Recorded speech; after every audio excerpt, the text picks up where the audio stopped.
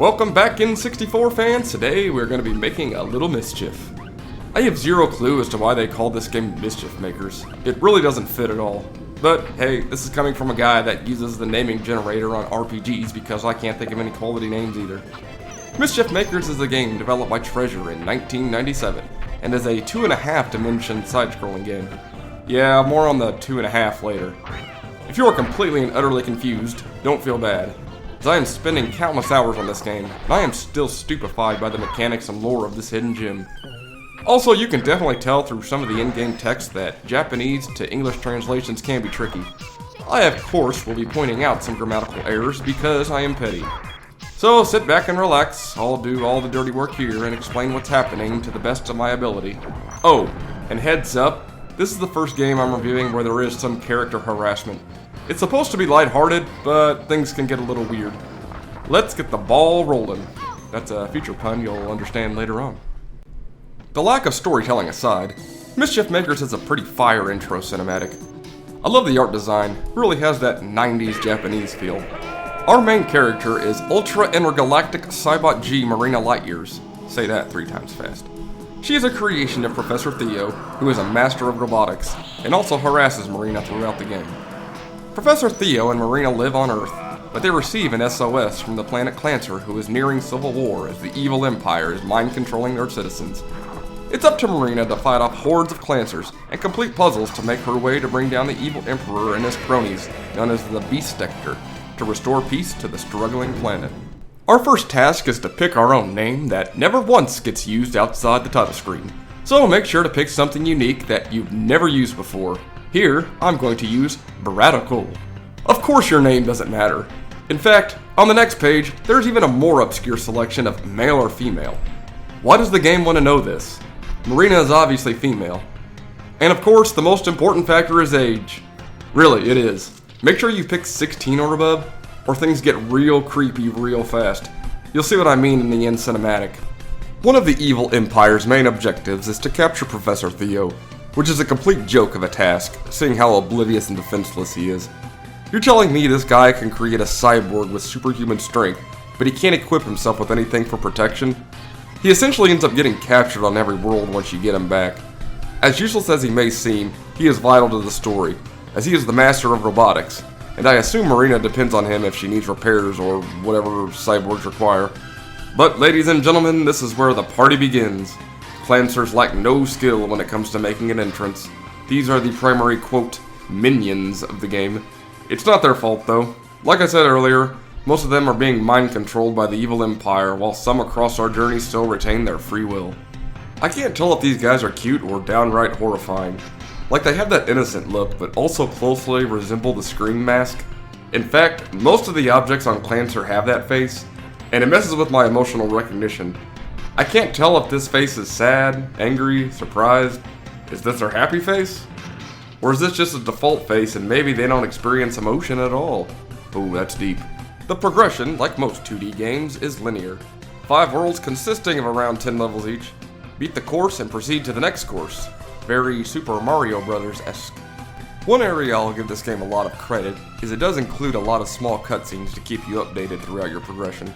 I know I said earlier it's really confusing, but hey, I'm changing my mind now. It really helps dissecting the lore when editing footage. Maybe that's why I say it's confusing. It does give a lot of text dialogue, and reading comprehension was never really my strong suit. The intro cinematics are especially important at the onset of a new world, for obvious reasons. Here we see Professor Theo is being taken away for the first time, and Marina begins her journey on the planet Clancer.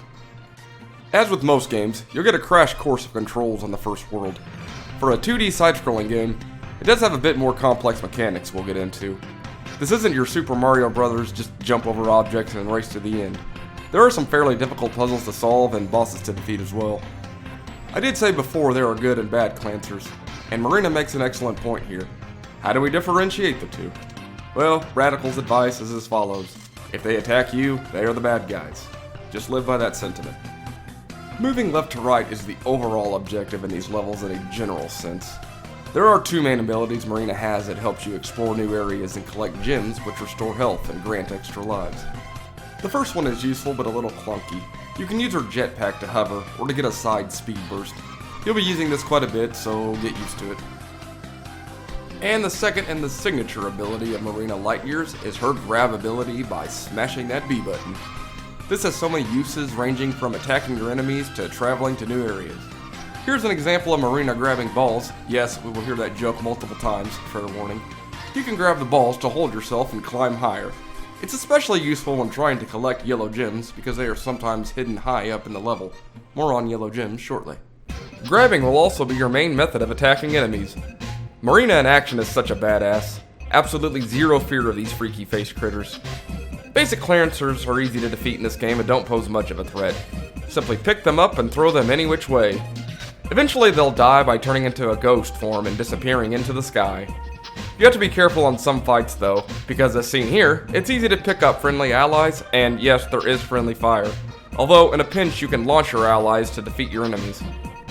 And this here is Miss Hint, who is also able to be grabbed.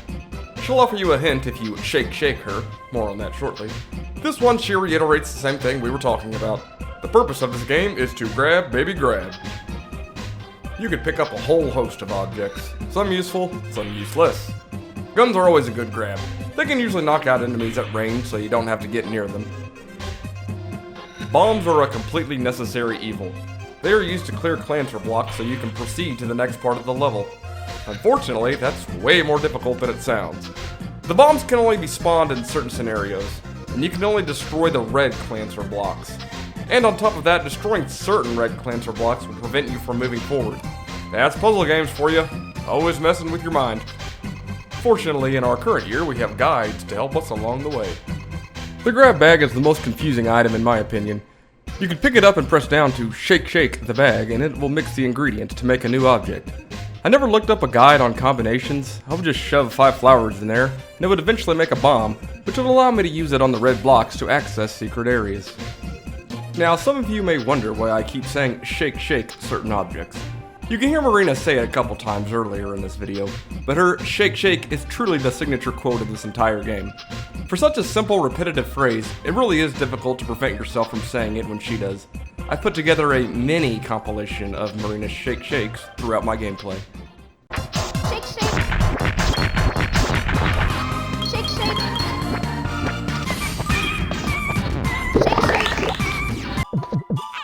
Shake, shake. Shake, shake. Shake, shake. Shake, shake.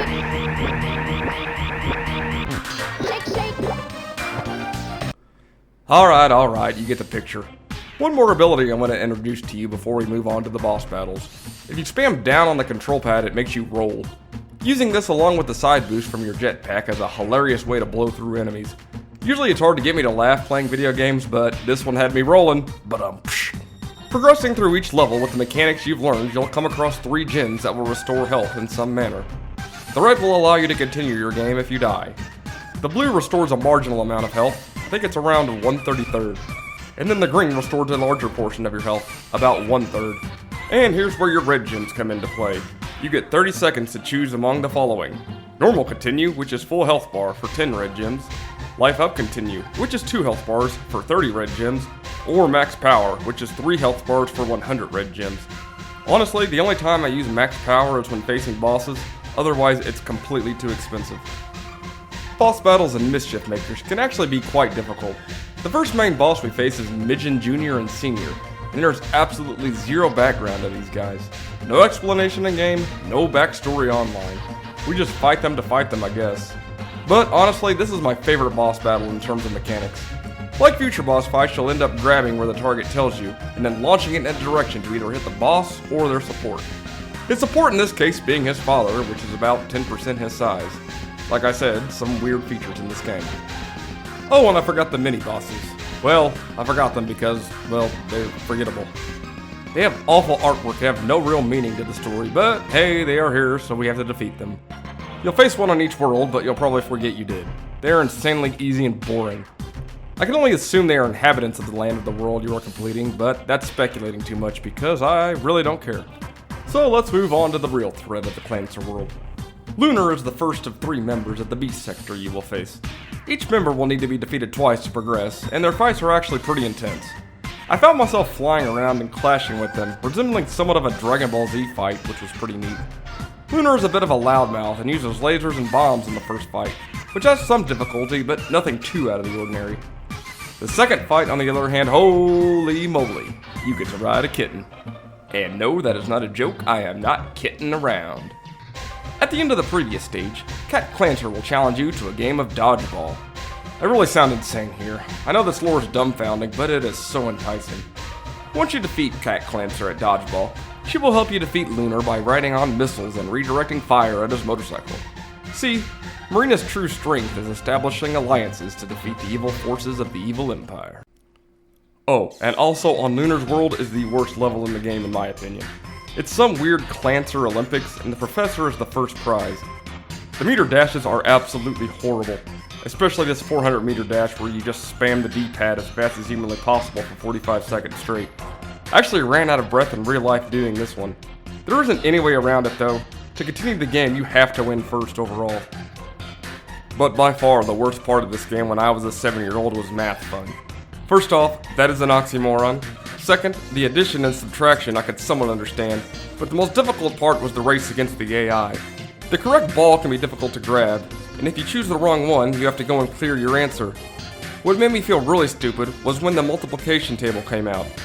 Okay, so I was 7 and didn't learn times tables until the following year. I didn't even know what X meant. I'm 99% sure this is where my stopping point was as a kid.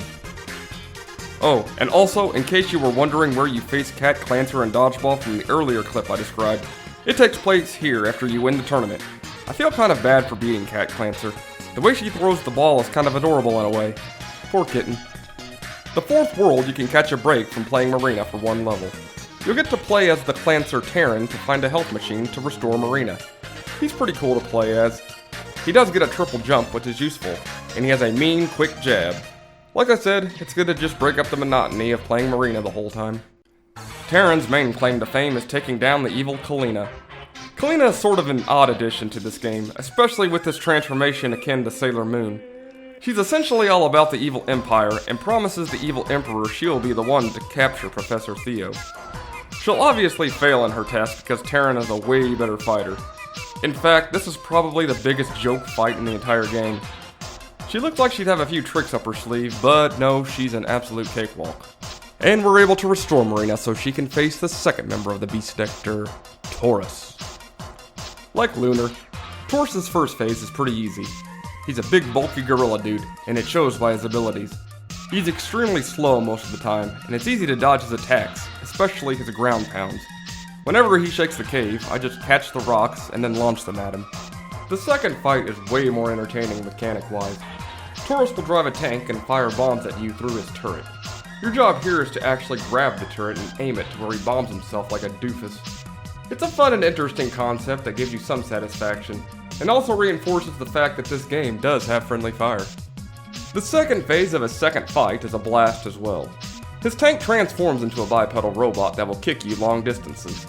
Your goal here is to trip up the robot, and then drag the robot in the air and slam it down on Taurus. Again, this is oh so satisfying, and an excellent mechanic overall.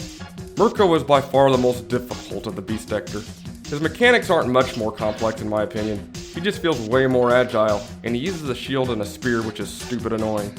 You essentially have to disarm him of both to successfully strike him, and he's able to pick them up, so you're constantly grabbing at him while he slices and dices you.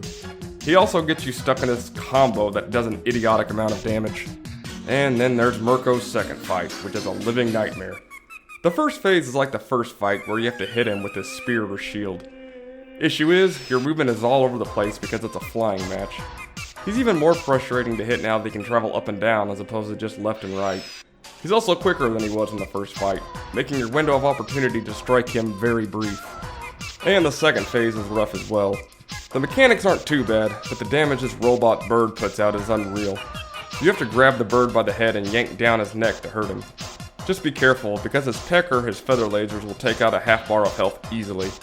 I spent about an hour on this fight just because I kept dying from a couple hits, whereas other bosses didn't do near as much damage. After Mirko's defeat, we are taken to where Professor Theo is being held hostage. He's aboard the evil Empire ship and is confronted by the evil Emperor, who happens to be Theo's little brother, Leo. We find that Leo is after power so he can fill the universe with negative emotions and feelings. Such a noble goal, right? Not sure why he's in the form of a monolith either. It seems a bit over the top, but I guess if you were going for absolute power, it has good optics. Luckily, our favorite space robot is here to save the day. This is it, ladies and gentlemen. We can finally bring justice to the evil Emperor and his minions.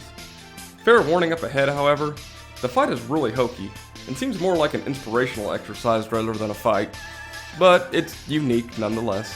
Emperor Leo will drop fireballs, as well as clouds with negative words written on them. Your task here is extremely simple. All you need to do is catch a cloud, shake it, and then it will turn into a positive word. Then just launch the positive phrase at Leo, and it will deal damage, and that's essentially it for the Emperor. So Leo's reasoning for capturing Theo is made a little more clear when he is defeated. He admits that he was going to fail, and wanted to be destroyed by his brother. Really odd reasoning why you would want to be destroyed by your brother, but hey, different strokes for different folks, I guess. Not really a big fan of this villain. Kind of is a bore, and is way weaker than I thought he would be. Leo then uses his last-ditch effort to try and bring down Marina, but thankfully, Theo steps in and sacrifices himself for her. He doesn't really die, he just plays dead, and Marina gets more than irritated with him as usual. And the reason I say as usual is because when I mentioned earlier in the video there was a lot of harassment, this happens every time he's rescued. He obnoxiously tries to grab Marina in a creepy manner, and everyone involved is uncomfortable now. Also, before we move on to the final battle, I will mention the yellow gems, which are imperative for the full ending. Each level has one yellow gem, which will unlock more and more of the ending sequence. Most are somewhat easy to find, and others pose quite the challenge. For bosses, you'll need to defeat them without taking any damage to be awarded the yellow gem for that level. And so it begins, folks, the final battle with the Beastector. We've taken Lunar, Taurus, and Mirko on in a 1v1 match, but now all three of them will combine their machines to create a powerful robotic enemy. This unit is quite powerful, which I guess really it should be since it looks like a knockoff Optimus Prime. It thankfully doesn't have all the mechanics we have seen in previous fights, otherwise this whole ordeal would be way too chaotic. This boss has quite a bit of health and requires numerous hits, especially on the first phase. Just catch his leg and throw him up in the air ad nauseum to push him into the second phase. The second phase requires a bit more reaction time. Roll away from his lasers, and then be ready to catch some missiles to fire back at him. In my opinion, this is the hardest part of the fight. Catching the missile isn't too bad, but aiming it is a different story. The aiming is pretty slow, and this guy has such an odd and unpredictable movement to dodge your attacks. Just keep trying. As long as you have health, you can continue to catch and return his missiles. And of course, after he goes down, we have to have one last attempt from Professor Theo to try to hit on his daughter that he created in a lab. Weirdo. Okay, heads up on the ending sequence here. There was no way I was going to get all gems in a timely manner. So this is footage courtesy of Ostachar, who has the full ending on his YouTube channel. What a beast to get all yellow gems. Kudos to you, dude. I'll give you the important points. It's like a 10-minute ending scene, but it's a good read-through if you do have time. First, Ondine and the king meet again, and Ondine, the princess, will unite the Clancers. Terran then admits to the princess that he is not her brother, rather he is Blockman, and he was hired by the king to protect her. Terran then tries to run away and not look back, but fortunately, Marina catches him, and forces him to go back and live life as normal. The last bit is the heartwarming part. We see Geold, who is the old wise Clancer, come back from the dead to restore the Beastector to their human forms. He visits Lunar first, and it's revealed that he is some kind of biker dude. Taurus is the second one to be visited, and it turns out that he looks pretty spiffy and is quite the professional businessman. Last but not least, we have Mirko, who is some pretty boy. He looks like he belongs in Dragon Ball Z or something of the sort, to be honest. And with the original Beastector restored to fight evil, the planet Clancer can finally be at peace and thrive once again without the interference of the evil empire. But wait, there is still one last story and one last person who could possibly become human with Geold's magic. Geold visits Marina and Professor Theo in their house as they are returning to Earth. He is able to turn Marina into human form, and this right here is why I said to pick your age at 16 or above. That way it displays Marina as an adult. Theo will salivate all over you, and this is Marina as a child. What a weirdo you are, Theo. Also, a couple things before we go to my personal review of Mischief Makers. I know I said at the beginning 2.5D. I tried doing some research and I'm pretty sure it's just 2D objects meant to give a 3D look. I don't know, it's above my pay grade. But these platforms look like 2.5D, and that's the best example I can give you. Final thought. I also said I would point out a grammatical error. Look at this. This Clancer is giving me news that Geold passed away, and can't even use the correct word. What a scrub. Alrighty folks, and there you have it, my in-depth analysis on Mischief Makers on the N64. We got quite a few things to unpack here. Most of it's positive. There's some negatives, but that's expected in a video game review like this. First thing I want to jump into is our protagonist, and my opinion, the best part of the game, Marina. I think she's a very, very well done character. She reminds me of Samus a little bit. Obviously has that cyborg robot appearance, and but with quite a bit more personality. She has a lot of speaking parts, and even the inhabitants of Clancer take quite a liking to her. She seems very altruistic, was going out of her way to help others, and doesn't do a whole lot for herself, but again, that's probably why, is because she's a cyborg and they tend to obey commands. But going off the cyborg part of things here is, I'm glad this game didn't make her abilities, her strength and speed, too outrageous. This is how I imagine a true cyborg would be. The enemy still posing a little bit of a threat. I didn't want to see any otherworldly powers on here. I think they did a good job with the balance. But that being said, where characters come, Marina and Terran are by far leagues above the rest. Especially Professor Theo. He was just a nuisance, kind of a moron, and has some creepy mannerisms as well, but I guess we gotta save him. If I was Marina, I would just leave him out to dry, but hey, that's just me. And then his brother Leo is probably just as... Actually, he's the most forgettable. He comes and goes within a scene, it seems like. The dissector, I will give some credit to. It was fun fighting him one-on-one, and the final battle definitely changed the outcome of the game. I was hoping it wouldn't be for Professor Leo, because that was an absolute cakewalk of a fight, but I'll give the dissector some credit. And the puzzles of the game were pretty easy overall, with some exceptions. There were some times I got stuck and had to look up where to go. But the real challenge, like I said in the video, was collecting the 53 yellow gems. I was kind of disappointed in the reason for collecting those. I think when you beat a game, you should get the main ending no matter what. Maybe if there was like a secret ending, but this is like the main ending, and you're going to sink hours and hours of gameplay into this, because these yellow gems are difficult to get.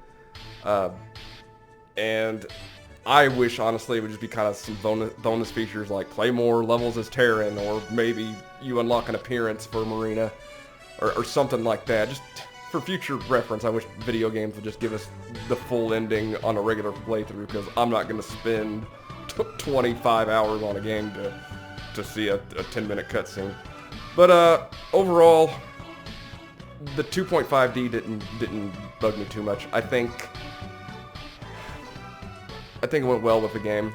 I do like 3D better on the N64, but there's really no reason to gripe about it here. I did overall enjoy the game, so I will give it a 7 out of 10. I wouldn't go out of your way to play this game firsthand if you want a true N64 experience. If you're a completionist, yeah, maybe go ahead and get it, because it's good. 7 out of 10 is not bad at all. It's an overall good game, but that about wraps it up, folks. I do appreciate you all stopping by. Not sure which game I'll do next, but I do have some lined up. But in the meantime, take care. Hope you all enjoy some N64 games. Peace out.